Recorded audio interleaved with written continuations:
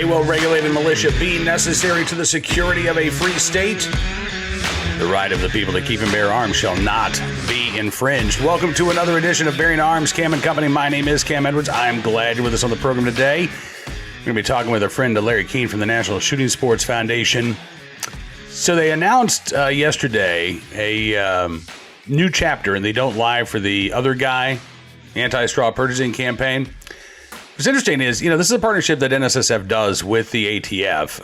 And so one of the questions I had for Larry, and you'll hear his response, is, has it become harder to actually work even professionally with this agency when you've got the head of the ATF demanding that Congress pass a quote-unquote assault ban, even though he won't define what guns he actually wants to prohibit you and I from owning and purchasing? Anyway, we'll get to that in just one moment. Before we do, Biden's America, it is crushing us. You've got companies laying off tens of thousands of workers, one after the other. Americans working two jobs just to get by. Inflation pushing hardworking families to the brink. Just look at the price of lunch meat next time you go to the grocery store. And a digital dollar could be coming down the pipeline to completely destroy our way of life. The truth is, you need a plan. You know it, and I know it. And that's why you should call Goldco, so you can diversify your savings and investments with gold and silver before things get worse. They're a 6-time Inc. 5000 winner, 2022 Company of the Year, thousands of 5-star reviews, and they've helped people like you and me place over $1 billion in gold and silver. They're offering up to $10,000 in free silver while supplies last. And if you call them today, qualified callers will get a free Ronald Reagan half-ounce silver coin. So don't wait. Call Goldco at 855-412-3806 today. That's 855-412-3806. So the conversation with Larry Keane from the NSSF is, I would say, somewhat wide-ranging. We don't focus specifically on the Don't Lie for the Other Guy campaign, but or the strained relationship between the industry and the agency, now that you've got a committed gun control activist in charge. But that is the starting point of our conversation. Take a look and a listen. Larry, thank you so much for coming on the program today. It's good to see you, sir. It's always a pleasure to spend time with you, Cam. Hope you're well. I am doing all right, and I hope the same for you. So tell me about what's going on in Fort Worth. You guys launching the new Don't Lie for the Other Guy campaign? Yeah, we do several launches a year in the Don't Lie program, which is, we've been doing this in partnership with ATF, regardless of who's in the White House, what party controls the White House. We've been doing the Don't Lie for the Other Guy program, which actually started as a pilot program in 1999 in Pittsburgh, Pennsylvania, and we've been doing it ever since, funded chiefly, almost exclusively by the industry. We've seen some small grants from DOJ way back, and there's some money in the budget coming up this fiscal year for the government that was put in there through the Bipartisan Safer Communities Act. But so Don't Lie for the Other Guy is partnership between ATF and NSSF to try to address the issue of illegal straw purchases, which is one way criminals obtain a firearm, and certainly not the most prevalent way. In fact, it's a very small percentage, but it's something that the industry can work on with ATF. So we did launch in the Fort Worth media market, and the campaign has sort of two components to it. One is to raise awareness among dealers on how to be better able to identify potential straw purchases and what to look for. And of course, if you encounter that, to deny the sale and to contact ATF about that illegal or potentially illegal activity, which dealers do all the time and have always done. And, dealers are the number one source to ATF that leads to illegal trafficking investigations. And the other component of the program is to, public service announcement, if you will, to educate the would-be straw purchaser that it's a serious crime. It's a felony. Now you can get up to 15 years and a $250,000 fine. And now there is actually a specific standalone crime of illegal straw purchasing that was enacted by Congress. Even though it's always been illegal, now it has its own code section in the Gun Control Act. So we go in and buy up media in the market to get the message out, and it lasts for a number of months. And It's very well received by the dealer community. And we work with local ATF offices, with the U.S. Attorney's Office, and frequently local law enforcement attends the event. We often do them actually in a dealership, because the dealers are on the front lines. They're an ally in trying to stop illegal straw purchasing, which is where somebody who's lies on the 4473 says they're the actual buyer when they're actually not. They're acting as an agent or a straw purchaser for somebody else.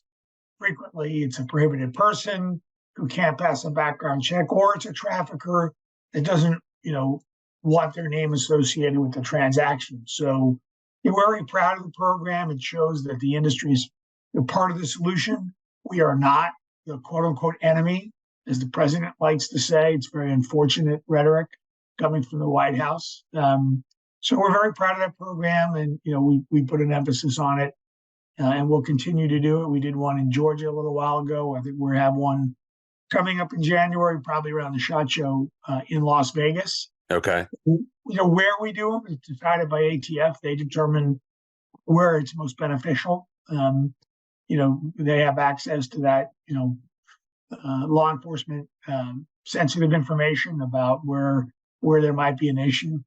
So I've always let ATF decide. It's, we don't know. We don't have that information. So, yeah. You say that this program obviously is done no matter who's in the White House. But, you did bring up Joe Biden declaring that the firearms industry is the enemy. We even had Steve Dettelbach recently at Harvard come out and say, yeah, you know what? We do need a gun ban. We do need an assault weapons ban. I can't define it. Don't ask me to define it. It's up to Congress to define what guns should be banned. But yeah, we should definitely ban some guns, which is that's not what Steve Dettelbach was talking about when he was confirmed. He was taking a much more hands-off approach. So I have to ask, how hard is it to partner with the ATF when you have an administration that's declared the industry to be the enemy, when you have an ATF director who said, yeah, we need more gun control laws? Does it become more difficult to extend that hand and say, all right, listen, let's work together to try to stop people from illegally obtaining firearms? It certainly does, and you're absolutely correct. That's not what Director Dettelbach said during his confirmation hearing. Now, all of a sudden, he's calling for bans on, modern sporting rifles. He's calling for universal background checks. These are things he personally believes. He campaigned on these issues when he ran unsuccessfully in Ohio to be the Attorney General. But I will tell you, Cam, I've been around for a long time and have worked with ATF directors going all the way back to 2000. And I can never recall a director taking a position and calling for legislation, whether they believe it personally or not. That was not their job. As Dettelbach said in his hearing, it's up to Congress to pass the laws. We will enforce the laws you pass. But for a director to take a position on legislation publicly was really concerning. It's unprecedented, and we think it's a terrible mistake. So yeah, it does become more difficult to engage with ATF. But our view at NSSF is the worm will turn, right? He will not always be the director, and the parties change and who's in control. To us, it's important that we as the trade association for the industry have to have a dialogue with the regulator to represent the interests of our members and of the industry. That does not mean we agree with their positions. Obviously, we very aggressively disagree with the calls to ban commonly owned modern sporting rifles and or any firearm for that matter, or for universal background checks, because we know that leads to and only works if there's national registration. So, but we can disagree in a professional manner, and that's what we try to do. So the fact that we work with ATF on this program on Operation Secure Store, it's because it's in the interest of the industry that we do this in public safety. So, it is frustrating and disconcerting when you have a director expressing policy preferences, calling for legislation. That's not his job. And I wouldn't be surprised, and I think I expect to see the Democrats in the Senate and in that to introduce legislation in the wake of the tragedy in Lewiston, to, as we saw again, immediately calling for bans on rifles, as if that somehow is going to solve the problem, or if that somehow was what was responsible for what happened in Lewiston. We know what occurred, or actually more accurately, didn't occur in Lewiston. All of the signs were there. People were calling law enforcement, seeking help. The balls were dropped by the police in New York, the police and law enforcement in Maine, by the Army. Was he a prohibited person or not? If he was, why wasn't it reported to NICS? If he wasn't, why wasn't he? Why was he not arrested when he made threats to the base in Maine? Why was he not in custody? Maine has a yellow flag law, which of course the gun control groups think is inadequate. But I actually think had that law been enforced and used the way it's intended, and there was, by the way, a surge in the use of yellow flags in Maine in 23. There was an article about that in the Bangor paper just before he purchased the firearms in July. And interestingly, as you may know, but maybe for the benefit of your audience, the dealer in Maine, when he went to pick up the suppressor, so obviously he had passed the NFA background check by ATF, which is nothing more, by the way, than a NICS check. They just check the same databases. The check is done by the FBI when the ATF sends the Form 4 over. When he showed up at that dealer's in July, I believe it was, and he filled out the 4473, he checked that he was a prohibited person, that he had been voluntarily committed or to a mental institution, or and the question also asks, adjudicated a mental defective. That's the term in the statute. Right. And he checked yes. The dealer refused to transfer the suppressor to that individual. So they did their job. Whether he should have been in NICS as a prohibited person. NSSF led the effort the past over 10 years on the Fix NICS campaign to require the states to get these records, chiefly disqualifying mental health records, into the background check system, because dealers rely upon the accuracy. They don't know. They have to rely upon the information in the database. And it's only as good as the information that's put in. Many states, don't put those records in, or didn't put those records in because of privacy concerns, privacy laws. We got those laws changed in 16, 17 states and significantly increased the records that go into the background check system. Then Sutherland Springs happened. We learned that the military, not just the Air Force, all uniform branches and other federal law enforcement agencies, as it turns out, were not putting those records in. And that led to the Fix NICS Act, which was named after our program, to try to address that. Again, nobody wants dangerously mentally ill people like this individual getting firearms. He should have been, received the treatment he needed. When he threatened the base, he should have been arrested. This event should not have happened if the law had been followed. It's very disappointing to hear politicians, including Congressman Golden, who has voted against these bans, because he's told us, to me personally, that he doesn't vote that way in politics. He votes that way because he believes it. Well, now he's singing a different tune, and it's unfortunate and it's disappointing. And again, banning these firearms is not going to solve the problem. As you know, they're very rarely used to commit murders in the United States in general. Obviously, when they occur in these high-profile situations, it garners a lot of media attention, but it's not going to solve the problem. We have bigger issues in this country. Our mental health system is broken. It doesn't work. People are not getting the care they need, and that leads to these types of situations, which are preventable and should not had he been reported as and had the police done their job under the yellow flag law, this would not have happened. Listen, I'm with you. I mean, and I think even, you could take the yellow flag law, I think, out of the equation and just talk about the civil commitment law. I mean, because it sounds like the Boston Globe reported that he was involuntarily committed to that Army facility in New York.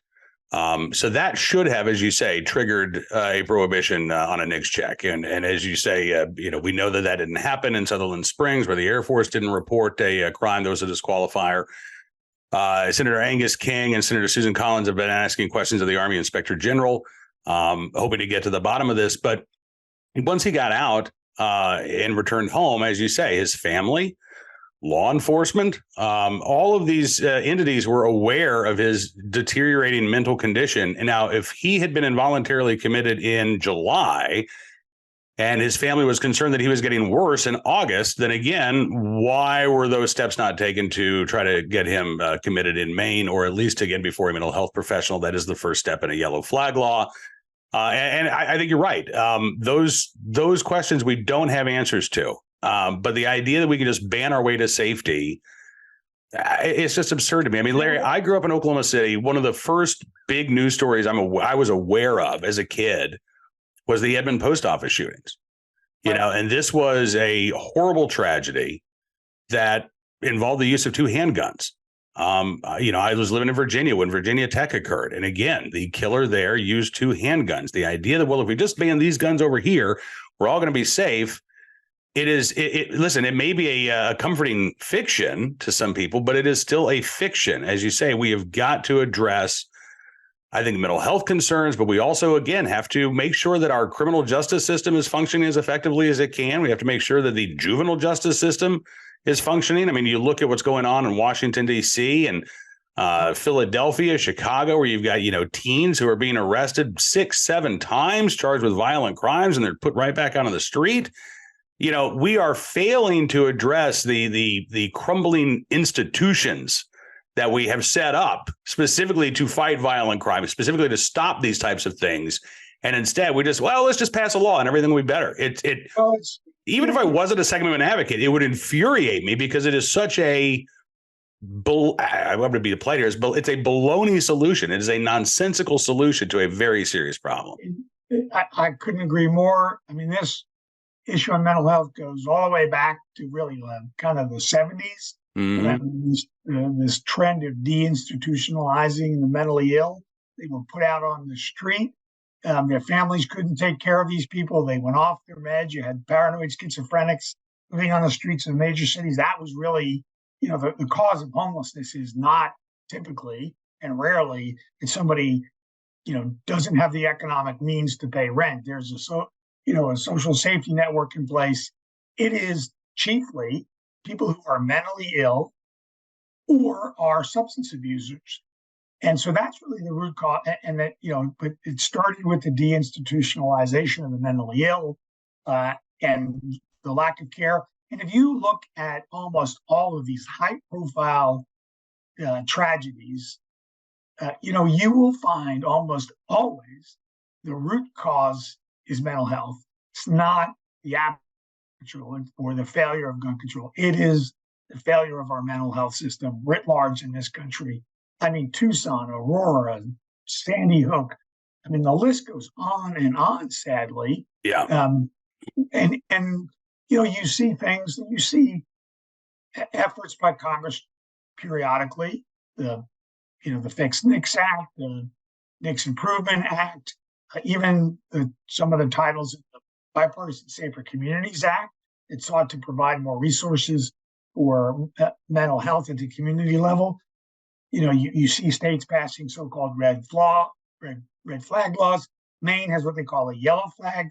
I actually like the idea that it has to go through law enforcement, because that reduces the risk that, these red flag laws will be abused in, child custody disputes, divorces, and things like that. It goes through the police. They get to investigate and can go to court and say, okay, this person, here's the reason, judge, something needs to be done. And there are, even aside from that, as you mentioned, there are civil commitment laws on the books, I think, in every state. Every state, yeah. That address this. That when somebody's having a mental health crisis, as was this individual, So we're glad to hear that the governor in Maine has called for an independent investigation. I think it would be appropriate for Congress to conduct some oversight hearings about what happened. I'm not sure they'll do that or not, but and I think as the facts have been coming out, as you mentioned, the Boston Globe article, the CNN articles, it seems to me that the call for banning rifles has subsided somewhat. This is not the poster child for the gun control community, right? I mean, and they can talk all they want about, well, if only we had a red flag law. The laws were there, and as so often the case, it's the laws that were not enforced, right? I mean, going back to our discussion on straw purchasing. Okay, so now there's a crime on the books for illegal firearms trafficking, which was already illegal. Now there's a separate specific crime for that. There's now a separate specific crime for straw purchasing. Where's the data that shows those laws are being enforced? Because what I'm hearing is they are not being enforced by the U.S. Attorney's Office. Mm-hmm. So here we are again, every election cycle, when you start to, we need these laws. And then when you look, they're not used, they're not enforced, they're not prosecuted. So I think Congress needs to take a look at that. I think the media, if they were honest, should take a look at that. What good is it to pass bold laws if they're not going to be enforced? And I think the public understands that, because these politicians like to get up, hold press conferences, issue press releases, and say, look at me, look what I did. I passed a law, and then nothing happens. Right. That's a yellow flag law. Nothing happens. I mean, look at Parkland. The laws were in place to address that individual in Parkland long before, a red flag law was passed. Connecticut had a similar law. Indiana had a similar law long before, Sandy Hook occurred. Wasn't used. So again, it doesn't no good to pass laws that are, feel good but ineffective in terms of actually addressing the issue. So yeah, it's frustrating, but people need to pay attention. Second Amendment advocates like your audience, need to engage politically. And that obviously includes registering to vote, showing up at the polls and casting their vote, and going to town halls, going to city hall meetings, writing their legislators, expressing their views. Don't allow the anti-gun to be the only voices in the room. Don't allow the media to muzzle Second Amendment supporters. Absolutely. Pun intended. No, you're absolutely right, Larry. Listen, we're running a little long here, so I tell you what. Next time we have you on, let's talk more about voter activism, Second Amendment activism, as we head into the 2024 election cycle. Because there is that new political action committee. I want to talk a little bit more about that. But thank you again for joining me today, man. I always appreciate the conversation. I hate sometimes the topics that we're discussing, but I think it is very important to get this information out there. So thanks again for being on the show today. It's always a pleasure, buddy. Good to see you. All right. We'll talk to you soon. Larry Keane joins us from the National Shooting Sports Foundation here on Cam & Company. My thanks to Larry for joining us on the program, and looking forward to having him back again very soon to talk about the 2024 election cycle. Now that we've put 2023 behind us, not a great night in the state of Virginia. I got to tell you, the GOP has 2 years to figure this out, or else we are going to be staring down the barrel of a semi-auto ban here in the Old Dominion. With every seat, state Senate in control of Democratic hands, and that'll be the case 2 years from now. In 2025, Glenn Youngkin is term limited out. You'll have, 2 new candidates to choose from.